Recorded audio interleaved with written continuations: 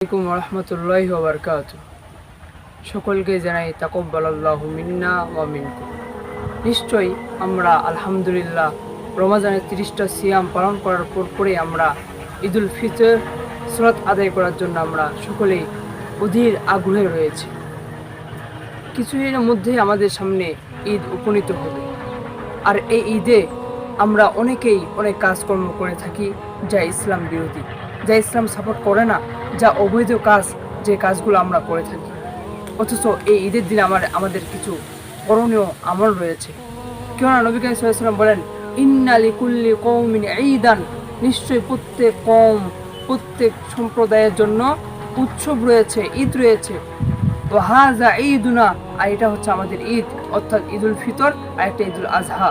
আর এই ঈদুল ফিতরকে আমরা আসলে আনন্দময় করতে চাই, আমরা যদি খুব সুন্দরভাবে এই ঈদে উৎসব করতে চাই, তাহলে আমাদেরকে কিছু আমল করতে হবে, যা সহিহ হাদিস দ্বারা প্রমাণিত।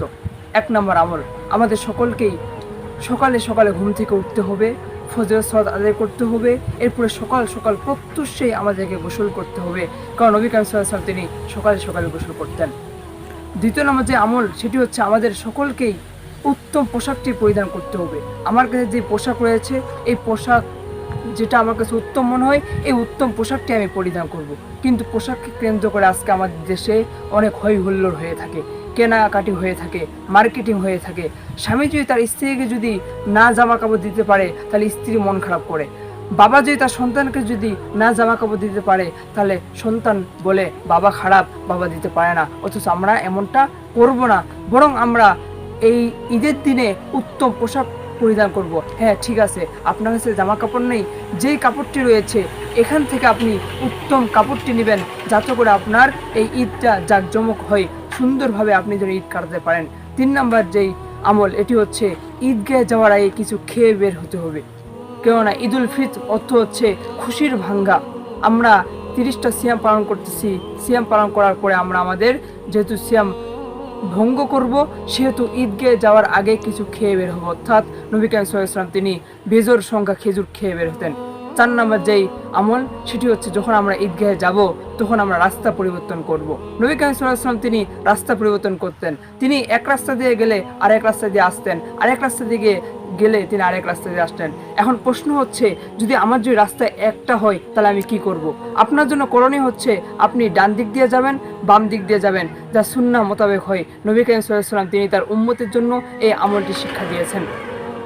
এরপরে যে আমল, এই আমলটি হচ্ছে, আমরা যখন যাব তখন অনর্থক গল্প করব না, অহেতু গল্প করব না। দোস্ত, আজকে আমরা ওখানে যাব, দোস্ত সিনেমা রিলিজ হবে, দোস্ত এই নাটক রিলিজ হবে, এভাবে অনর্থক অবৈধ কথা বলবো না, অশ্লীল কথা বলবো না, বরং আমরা তাকবীর দিতে যাব, আল্লাহু আকবার, আল্লাহু আকবার, লা ইলাহা ইল্লাল্লাহু, আল্লাহু আকবার, আল্লাহু আকবার, ওয়া লিল্লাহিল হামদ। এই তাকবীর বলতে বলতে আমরা যাব, কারণ নবী করিম সাল্লাল্লাহু আলাইহি ওয়াসাল্লাম তিনি আমাদেরকে এটা শিক্ষা দিয়েছেন। এরপরে যে গুরুত্বপূর্ণ একটা আমল হচ্ছে 6 নম্বর, সেই আমলটি হচ্ছে ফিতরা বন্টন করা। ফিতরা আমরা সকলেই বন্টন করব, সকলকে ফিতরা দিতে হবে। তাই ঈদগাহে যাওয়ার আগে আমাদেরকে ফিতরা বন্টন করতে হবে। প্রত্যেক গরিব, যারা অসহায়, দুর্বল মানুষদের প্রতি ফিতরা বন্টন করতে হবে।